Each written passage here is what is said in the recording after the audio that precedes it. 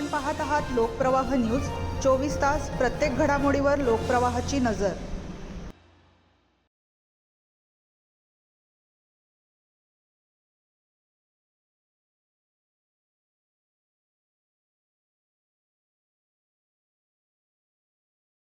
नाशिकच्या CBS मध्यवर्ती बस स्थानकात महिलांसाठी उभारण्यात आलेल्या हिरकणी कक्षाची सध्या दुरवस्था झाली असून हा कक्ष बंद अवस्थेत असल्याचे चित्र पाहायला मिळत आहे।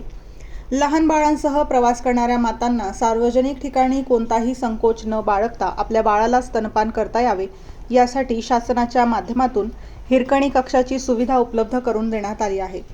मात्र ज्या उद्देशाने ही सुविधा सुरू करण्यात आली त्याच सुविधेवर आता प्रश्नचिन्ह निर्माण झाले आहेत। CBS मध्यवर्ती बसस्थानकात दररोज हजारो प्रवाशांची ये-जा असते। यामध्ये महिला प्रवाशांची संख्या मोठी आहे। अनेक माता आपल्या तान्हुल्यांसह प्रवास करतात। प्रवासादरम्यान बाळाला स्तनपान करण्याची गरज निर्माण झाली तर अशा मातांसाठी सुरक्षित आणि गोपनीय जागा उपलब्ध असणे अत्यंत गरजेचे आहे। मात्र हिरकणी कक्षच बंद असे तर मातांनी आपल्या बाळाला स्तनपान करायचे कुठे असा सवाल आता उपस्थित होत आहे।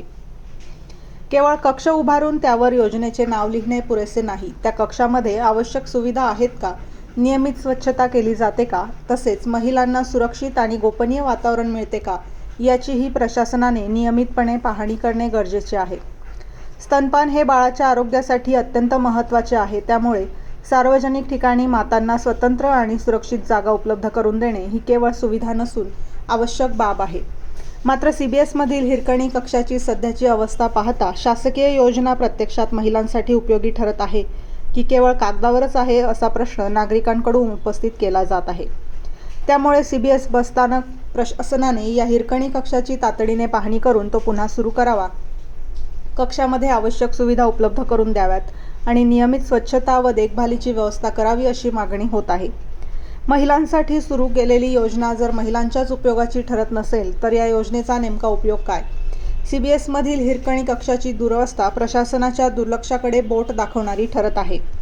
त्यामुळे महिलांसाठी उभारण्यात आलेला हा कक्ष प्रशासनाकडून तातडीने सुरू केला जाणार का याकडे आता सर्वांचे लक्ष लागले आहे।